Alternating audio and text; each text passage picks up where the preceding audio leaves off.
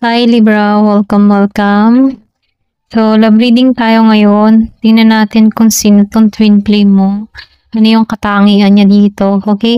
So, be open-minded po, hindi po halos lahat makaka-resonate. Kaya piliin niyo na lamang. And thank you nga po pala sa mga nag-subscribe, lalo-lalo na sa mga bumabalik. Marami pong salamat.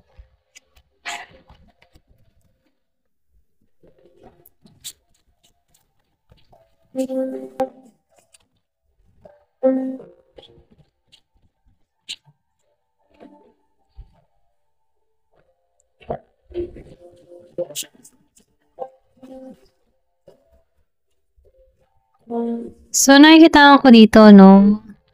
Yung twin flame mo dito, nakikita ko dito malakas yung intuition ng tao nito. Malakas to makiramdam, ano? So, nakikita ko dito na balance ito, okay? Kumaga, magaling tong humandel sa sitwasyon, ano? Kaya nitong makipagsabayan or pwede rin sabihin na yung baga meron siyang ugali na matapang, okay? Kumaga, nakikita ko dito yung pagiging misteryosa ng tao na to, no? So, hindi mo pa to kilala. Ito lang yung nakikita ko, no? Yung iba sa inyo, hindi mo pa to kilala. Or pwede rin sabihin na hindi mo agad-agad ito mapansin, okay? Pero ganun pa man, itong tao na to, nakikita ko dito yung pagiging nitong impact, okay? Malakas yung kanyang pakaramdam dito. So, nakikita ko rin dito na pwedeng makilala mo to, travel, yung iba sa inyo, or pwede rin sabihin sa ibang bansa kung nasa ibang bansa ka, no? Or pwede rin online, okay?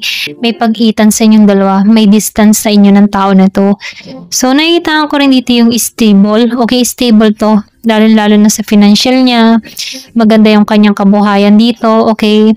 Pero ganun pa man, dito sa Six of Cups, hindi to naniniwala sa love, okay? Kumbaga, no, hindi siya masyadong alam mo yung may affection, ano? Ito lang nakikita ko, no? Hindi siya masyadong ganun. Pwede rin sabihin na logic lang to mag-isip, okay? Or pwede rin sabihin na hindi to basta-basta nagbibigay ng pagmamahal, okay? Sa isang tao, agad.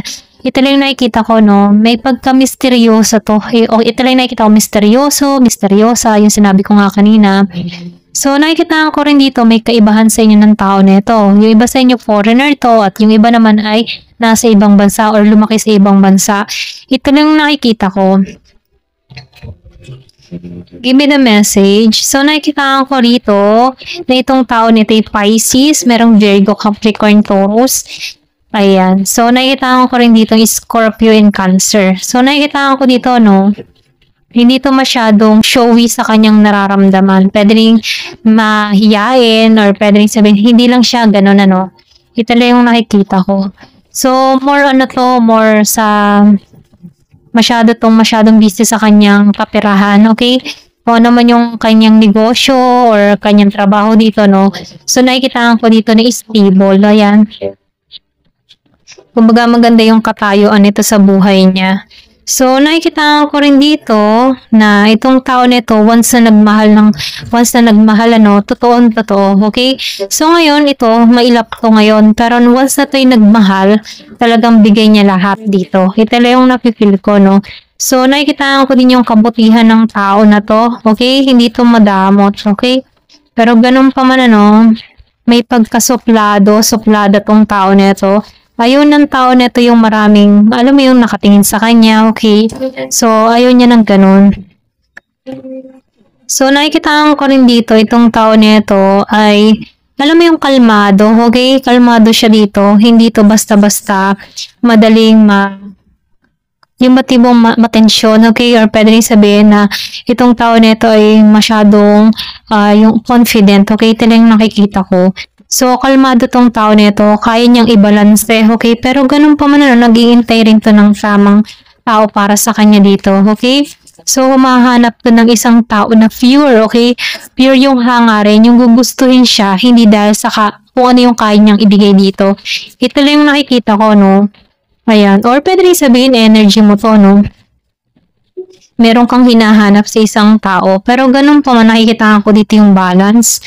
Yin and yang, or pwede sabihin na pareho kayo ng pag-uugali dito, no? Ito lang yung napipil ko.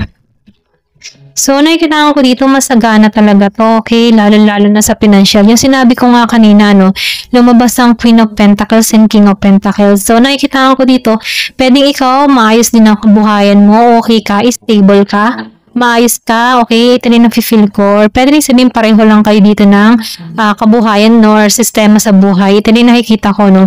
So, nakikita ko dito na kontento to kung anong meron siya. Okay, kalmado siya. So, meron tong pag-iintay. Yung iba sa inyo, nakikita ko dito na hindi to mahiling magsipaglabas. Yung bang tipo na mag-party-party. Okay, ayaw niya ng ganun. Ayaw niya ng maraming tao or maraming nakakasalamuha. Kaya nga, itong tao nito may pagka-misteryoso or misteryosa. Okay, ito lang yung nakikita ko. Ayan. So, tingnan natin dito, kung ano yung mensahe ng twin flame mo, okay? Or pwede sabihin, yung iba sa inyo, may idea ka na kung sino to, nakakausap mo na to, okay? Pero ganun pa man yung iba sa inyo, nakikita ko dito na hindi mo pa to kilala.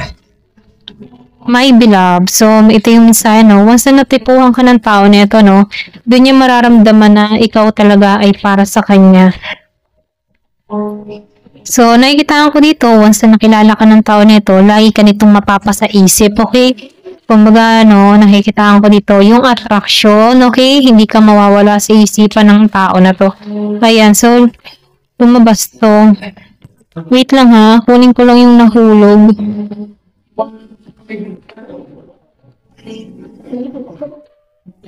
Ayan. Ang layo ng inabot. So, meron ditong, are you thinking about me? So, nakikita ko dito, meron siyang tanong na gano'n. Iniisip mo ba siya? Or pwede rin sabihin, once na nakilala ka ng tao nito, hindi ka mawawala sa isip ng tao na to. Ito rin na-feel ko, Or pwede rin kilala mo na to, yung iba sa inyo. I wish you were mine. Ayan. Pwede yung iba siya nakakausap mo na to sa chat, online, mga ganyan, dating site. Pwedeng makilala mo to dito. Ayan. So, meron dito, I need some more time before I can come to you. Okay? I want to hold you in my arms. Ayan. Our love will never cease to exist. So, nakikita ko dito, itong taong ito ay talagang tatamaan sa'yo. Once na nakilala ka nito, or pwede rin sabihin yung sinabi ko nga kanina, nakilala mo na to, nakakausap mo na to, or may idea ka kung sino to. Okay? Or pwede rin na alam mo na to, kung sino to. Okay? Ayan, tumalsik to. So, why do we have to be apart? Oh, yung iba sa inyo nakikita ko dito, nagkahiwalay na kayo ng tao na to. Okay, ito lang yung nakikita ko. Or pwede rin dito sa The Empress Reverse, hindi mo na to kinalala or inalisan mo na to. Okay? May dahilan ka kung bakit umalis ka dito sa tao na to. Okay? Ayan, ito lang yung nakikita ko. Pwede rin sabihin, bata pa kayo ng panahon na yun, or may idea ka talaga kung sino to. Ayan, so I remember the day we met like it was yesterday. So may history na yung iba sa inyo nito, okay? Pwede rin sabihin may mga pinagpilian to, okay? Ay, minsan may pinagpilian, pwedeng may dahilan to kung bakit inalisan ka dito, Ito lang nakikita ko, pwedeng mas pinili niya muna dito yung kanyang karera sa buhay. Ayan, kung bakit matayog na rin siya dito. Pwede rin sabihin siya yung tipo ng tao na hard worker, hardworking, yung mga ganyan. Masipag, masyadong mahilig magtrabaho. I cannot right now, okay? Ito yung mensahe, So, nafe-feel ko dito masyado itong busy. Or pwede rin ikaw, busy ka dito. I need you to help me. So, gusto niya dito na tulungan mo siya. Ayan, give me more information. We've been together for lifetimes, okay? Ano pa yung mensahe ng twin flame mo? We were always meant to meet. It was written in the star. O, diba? May pagkaromantiko. I don't want to wait any longer. Please be mine. So, yung iba sa inyo, kilala mo na talaga to. Okay? Ayan. Hanggang dito na lamang po. Thank you for watching. Love and peace.